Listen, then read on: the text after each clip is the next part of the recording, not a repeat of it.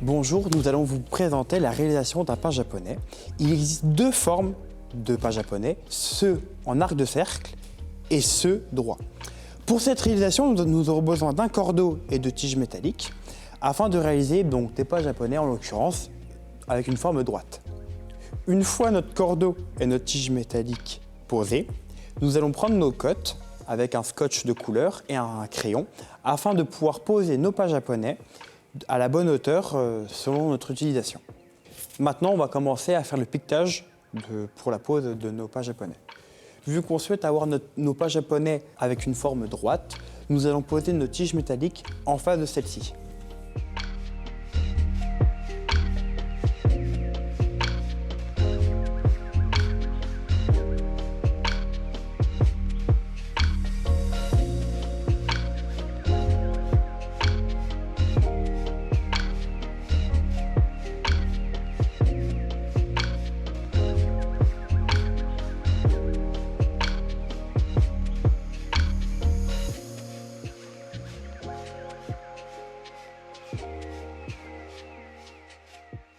Et ensuite, nous allons tracer à l'aide d'un marqueur.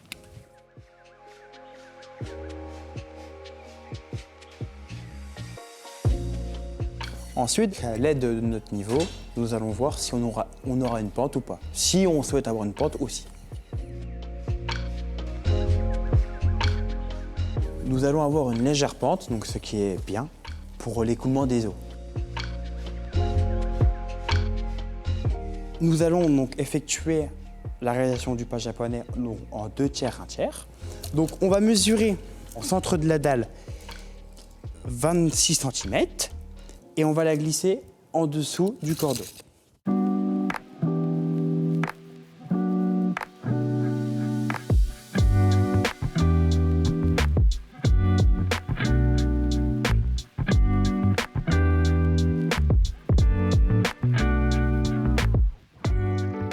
Je viens de poser notre premier pas japonais et je vais maintenant mesurer si nous avons bien respecté la règle des 65 cm. Je pose mon mètre au début de notre marche, je tire et nous pouvons voir que je suis à 65 cm au centre de la dalle. Une fois notre premier pas japonais mis, nous allons réaliser la deuxième. Donc on va prendre 65 cm du centre de notre pas, ici. Et donc, le centre de la prochaine dalle, elle se trouvera ici. Donc, nous allons réaliser la même procédure que pour la première dalle, en réalisant une pose 1 tiers, 2 tiers.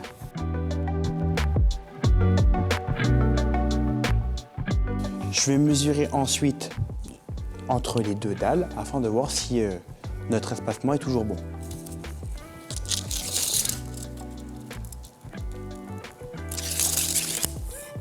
Voilà. Maintenant, je passe la main à mon collègue qui va pouvoir finir la pose de ces pas japonais. Maintenant que nous connaissons nos mesures, nous allons procéder à la pose concrète de nos dalles, donc avec une méthode particulière pour pouvoir les sceller et qu'elles ne bougent plus dans le temps. Moi, en exemple, c'est dans du sable, mais principalement les pas japonais, on peut les retrouver dans du gazon.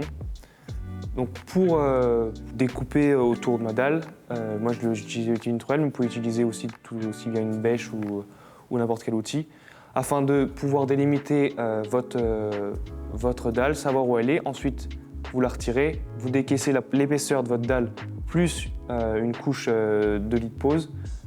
Et ensuite, vous proposez votre dalle, vous la scellez, vous tapez dessus, vous la scellez, et normalement, on ne sera pas trop mal.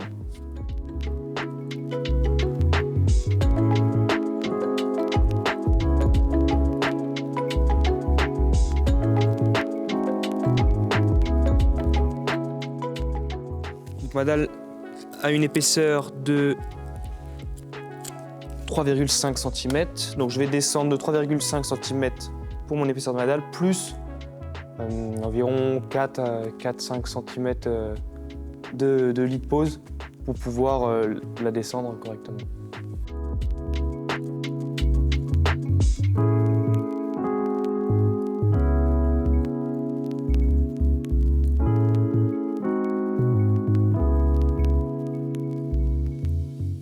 Une fois le contour de ma dalle et l'emplacement de ma dalle décaissé, je procède à la réalisation de mon lit de pose. Pour réaliser votre lit de pose, vous pouvez soit utiliser du sable, soit du mélange 4-6 en concassé. Des matériaux qui travaillent très bien pour la pose de ces dalles, de ce type de dalle.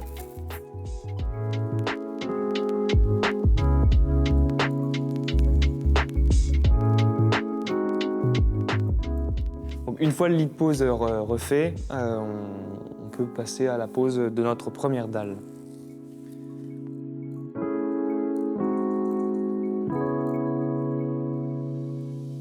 Donc, je revérifie les cotes, s'ils sont toujours corrects. La longueur de mon pas. Et puis surtout si je suis droit.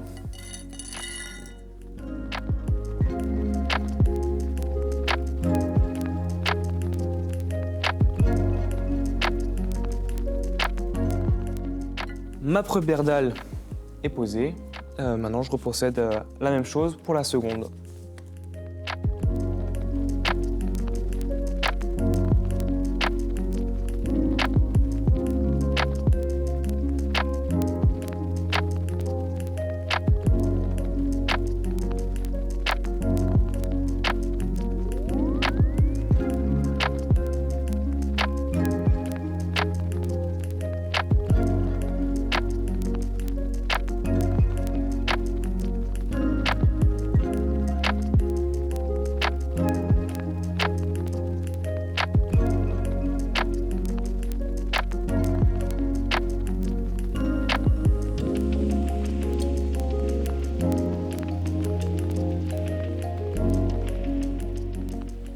Une fois mes deux dalles posées, c'est la même chose suivant la longueur que vous avez à faire jusqu'à la fin.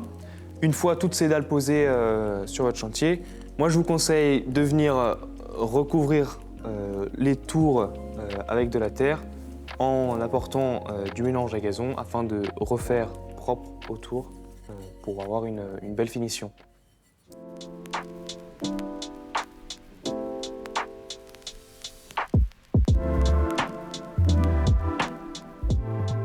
Eh bien, c'est tout pour aujourd'hui. On se retrouve la semaine prochaine pour un nouvel atelier.